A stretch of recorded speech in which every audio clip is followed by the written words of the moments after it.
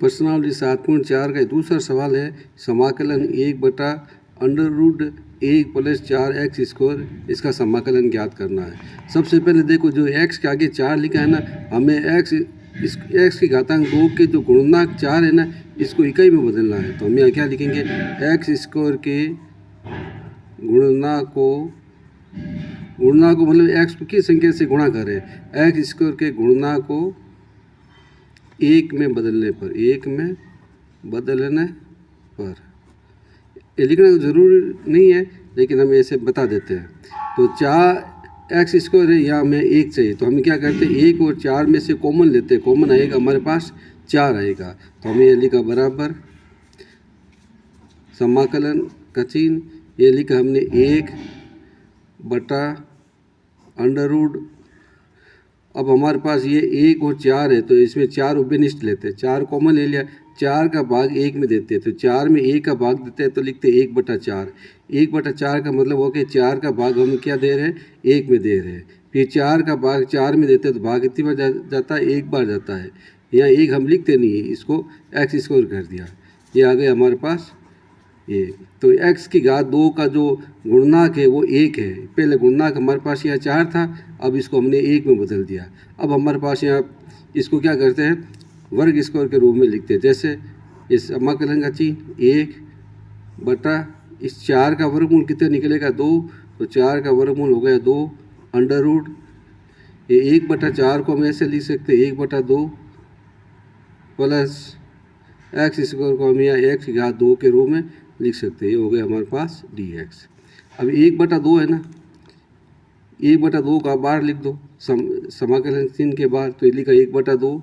पीछे हमारे पास क्या बच गया, 1/2 को हमने बाहर लिखा, फिर हमारे पास बचा √1/2 का whole square plus x² dx। ये जो बचा ना, ये हमारे इस फॉर्मूला के अनुसार चलेगा। फॉर्मूला हमारे पास क्या है, देखो, समाकलन 1/√a² प्लस x², इसका होगा हमारे पास log mod x plus √, mod plus 1 √a² plus x² plus c। अब इस फॉर्मूले के आधार पर हम चलेंगे। अब हमारे पास ये फॉर्मूला क्या हो गया, 1/√a² प्लस x² बराबर log x plus √a² plus x² plus c। ये फॉर्मूला के आधार पर हम अब इस फॉर्मूला के आधार पर चलेंगे। देखो, ये a² लिखा है, इसका मतलब हो गया हमारे पास 1/2, और x² है, इसका मतलब हमारे पास ये x है।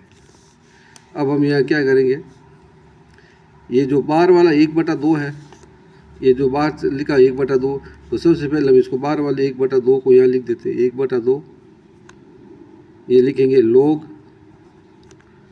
प्लस x का मतलब ये चर राशि हमारे पास क्या x है, यहाँ चर राशि हमारे पास क्या आ जाएगा, x है, तो ये लिखा हमने x प्लस √1/2 लिखा, तो ये लिखा 1/2 a का मान प्लस x का मान, ये x है, तो हमने लिख दिया x प्लस हमने जोड़ दिया यहाँ पर c, ये प्लस हमने यहाँ c जोड़ा। अब हम ये लिखेंगे बराबर 1/2 log mod x प्लस 1/2 को सरल किया गया 1/4 प्लस x² प्लस c। अब चाहो तो इसको आगे भी कर सकते हैं हम। आगे कैसे होगा, देखो, ये लिखेंगे 1/2 log, यहाँ लिखा x प्लस, यहाँ इनका हम क्या करते हैं, लसागु ले लेते हैं, 4 आया 1 प्लस 4x², तो यहाँ लिखेंगे हम √1 प्लस 4x² बटा 4 प्लस c।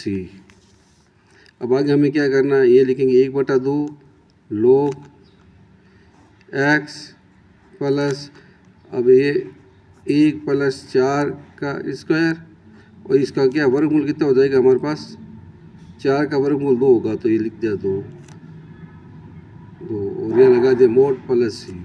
चाहो तो यहाँ ले सकते हो 2 ये हो गया 2x plus under root 1 plus 4x²। Same to same लिखा हमने, फिर वापस लिखा हमने, देखो 1/2 log